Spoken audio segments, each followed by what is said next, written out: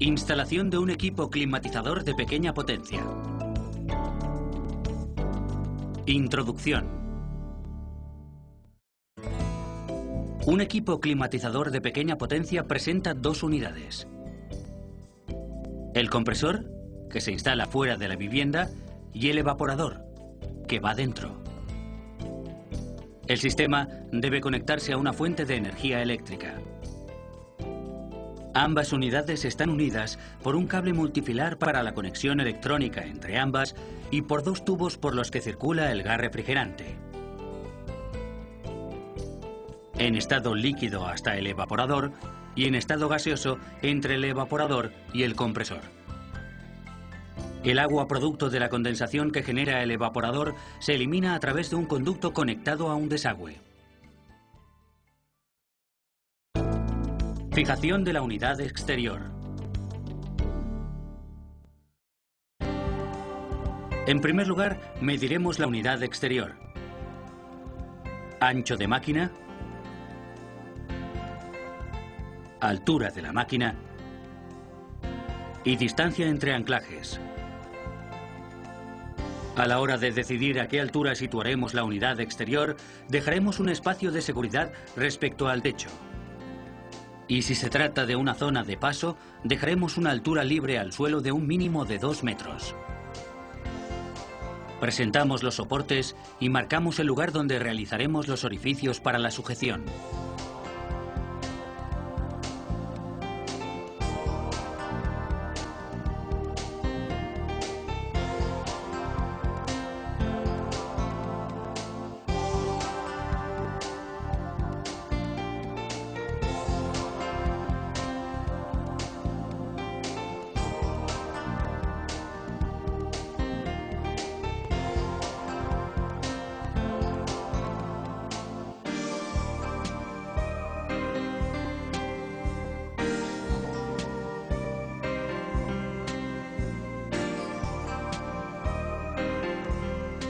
Una vez realizados los orificios, procedemos a fijar los soportes.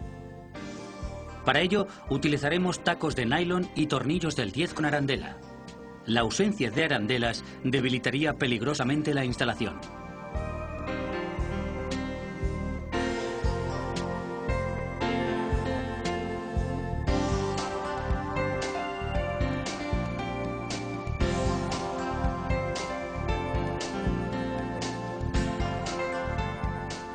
Una vez fijados los soportes, comprobamos de nuevo la distancia entre anclajes y si es correcta, ya podemos presentar la máquina exterior.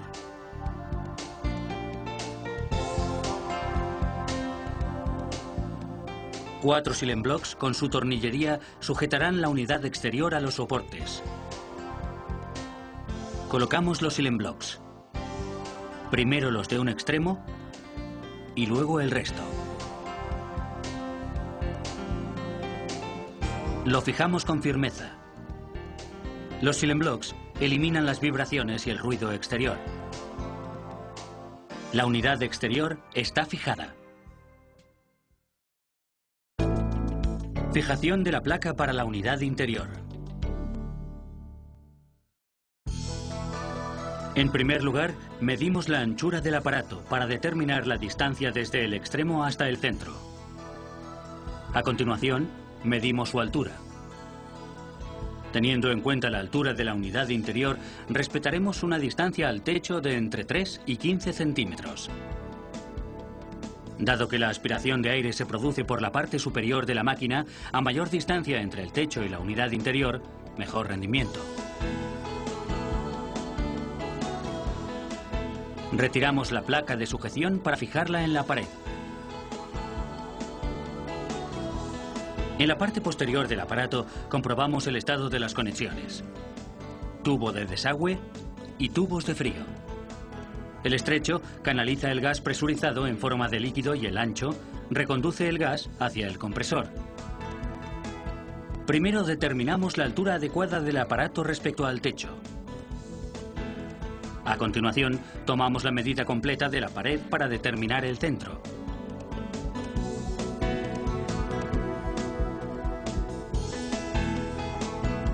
Ya podemos realizar el orificio central que sujetará la placa.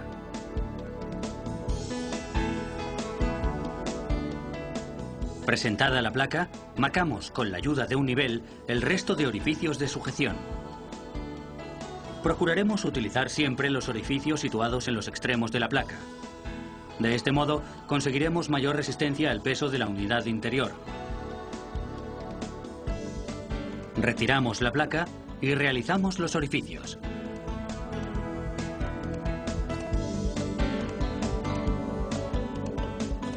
Fijamos la placa.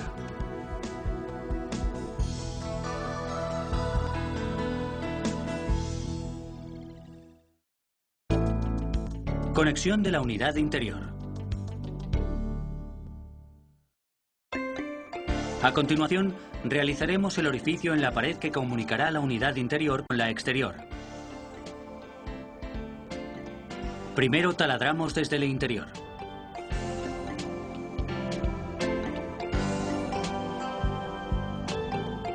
Posteriormente, desde el exterior. Para ello, calculamos la altura a partir del techo.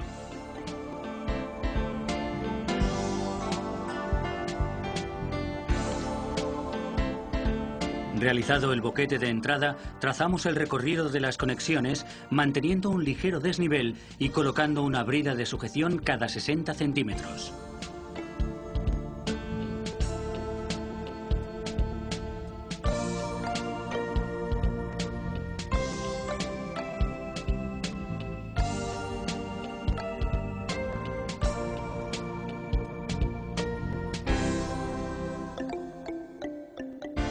Para comunicar ambas unidades utilizaremos tubo recocido de cobre, un tubo sin temple que permite manipularlo fácilmente, tubo de plástico semirrígido para el sistema de desagüe y manguera multicable para las conexiones eléctricas entre unidades.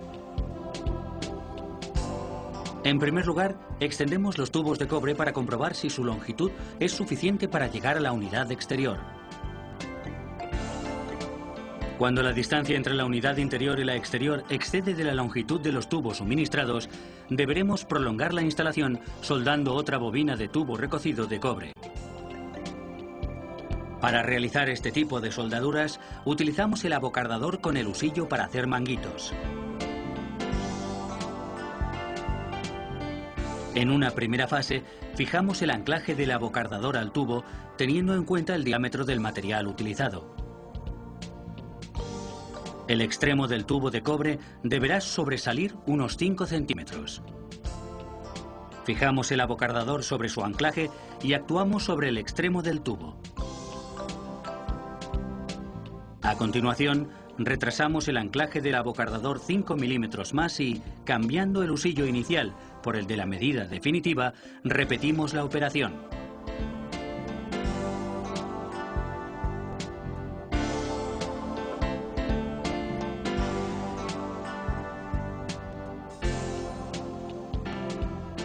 Introducimos un tubo en el interior del otro y calentamos la unión. A continuación, calentamos la varilla y la introducimos en un frasco de decapante en polvo. Cuando la unión entre ambos tubos empieza a presentar un aspecto negruzco, aproximamos la varilla y procedemos a realizar la soldadura.